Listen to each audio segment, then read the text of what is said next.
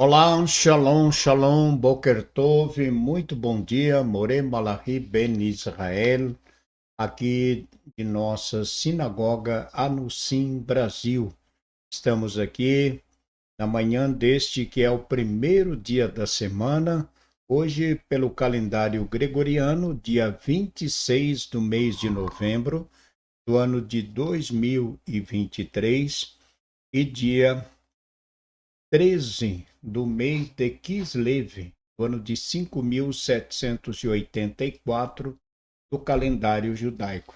Queremos dar as boas-vindas a todos quanto estão conectados conosco. A você que está pela primeira vez, seja bem-vindo à Casa dos Minei Anussim. Somos a Sinagoga Anussim Brasil, aqui da cidade de Criciúma, Santa Catarina. E se você deseja fazer sua techuvá, o seu retorno ao Deus de Israel, ao povo de Israel, entre em contato conosco através deste número de telefone que aparece na tela e podemos conversar e você poderá também fazer parte de nossa sinagoga, de nossa comunidade, ou aqui em Criciúma, ou em São Paulo, ou Curitiba, Maranhão e outros estados e outras cidades aonde estamos com a nossa sinagoga Anussim Brasil. Um ótimo dia a todos. Que o Eterno vos abençoe grandemente nessa semana que estamos iniciando, né? Dia 26 do mês de novembro, primeiro dia da semana, e eu quero também deixar aqui nossos parabéns a todos que neste dia estão completando mais um ano de vida. Mas, parabéns, Masal Tov, votos de muitas e muitas felicidades. Que o Deus de nossos pais, Abraão, Isaque e Jacó, te abençoe grandemente. E a você que hoje está completando alguma data especial, também nossos parabéns, Mazal Tov.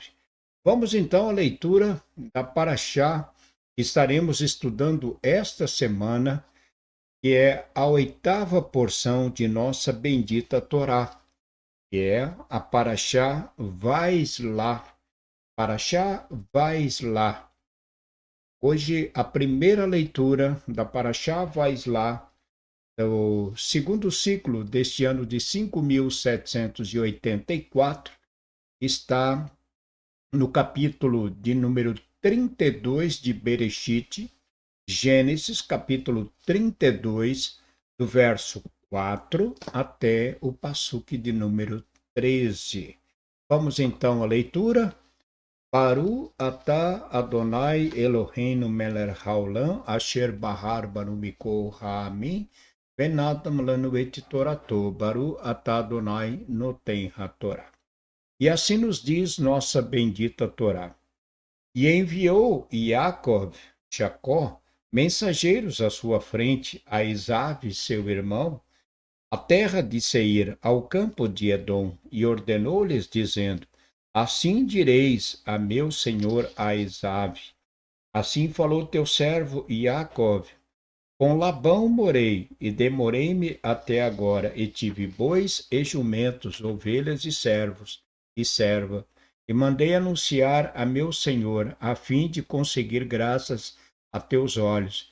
E voltaram os mensageiros a Jacó, dizendo: Fomos ter com teu irmão, com Esaú, e também ele vem ao teu encontro, e 400 homens com ele, e temeu Jacó muito, e angustiou-se, dividiu o povo que estava com ele, e as ovelhas e as vacas e os camelos, em dois acampamentos, e disse: Se vier Esave a um acampamento e oferir, terá o acampamento restante escapado. E disse Jacó: Ó Deus de meu pai Abraão, e Deus de meu pai Isaac, eterno, que me disseste: Volta à tua terra e à tua parentela, e far-te-ei bem. Sinto-me pequeno para com todas as misericórdias e toda a verdade que fizeste com teu servo, que com minha vara passei o Jordão, e agora divide-me em dois acampamentos. Dividi-me em dois acampamentos. Livra-me, rogo, da mão de meu irmão, da mão de Esav, porque eu o temo. Talvez venha e me fira. Mãe com filhos, e tu disseste: Partiei o bem e porei a tua semente como a areia do mar, que não é contada, porque é muito. Baru atah Adonai Eloheinu melech haolam asher natan lanu Torah emet ve'hayolam atah betoheinu Baru atah Adonai noten hatorá. Iniciamos então a leitura da nona porção de nossa bendita Torá, Parashá Vaishlá.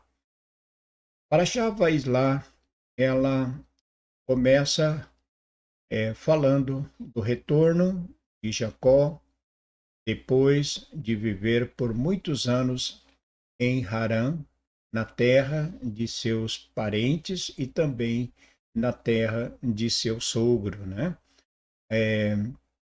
Labão era sogro e também tio de Jacó. E na Paraxá, dentro do Shabat, nós fizemos alguns comentários com respeito à vida de Jacó e por que nossos sábios deram toda essa honra, digamos assim, e dentro de tudo quanto Jacó fez, da vida que ele teve, os méritos deste terceiro patriarca, recebe hoje o nome da nação de Israel. Israel, que antes era chamado de Jacó, hoje toda a nação são os chamados Binei Israel, os filhos de Israel. Nós vimos que foram os méritos de Jacó que o consagraram, que hoje, né, Israel, povo, é chamado pelo seu nome. Então, Jacó, depois de ter passado muitos anos em casa de seu sogro, dos familiares, volta para sua terra. Mas Jacó sabia que tinha alguma coisa ficado pendente, algo que não havia sido resolvido. E às vezes as coisas ficam pendentes não de ambas as partes. Às vezes as coisas ficam pendentes, ficam sem resolver, porque uma das partes não aceita o acordo ou não tem humildade bastante para reconhecer o erro que cometeu. Então, quando não há humildade, quando não há o reconhecimento, a pessoa ela não trata, ela não lida a situação com respeito e com humildade. Muitas vezes a pessoa torna-se agressiva. Então, o melhor de tudo, em algumas situações, é se afastar. E foi, na verdade, o que Jacó fez quando então soube que seu irmão estava prestes a tirar a sua vida.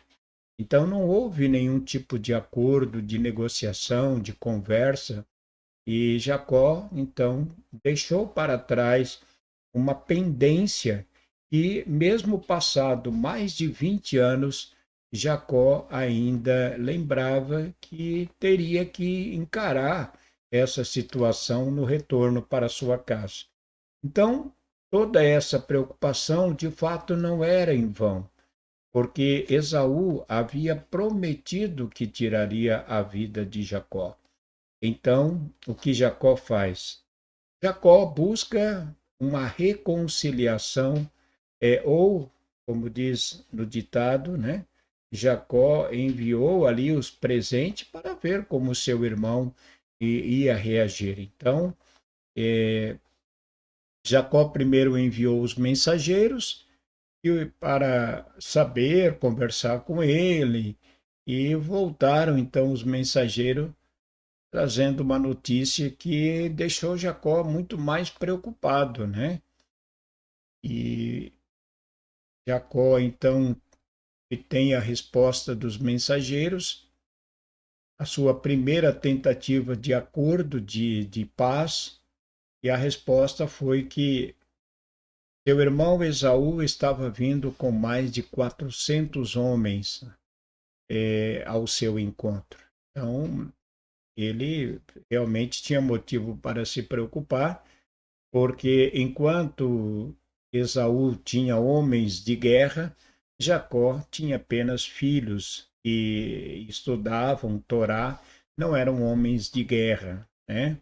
Então, Jacó não volta para trás, é fato que Jacó não recuou, ele não voltou para a terra de seu sogro e ele enfrentou a situação, né?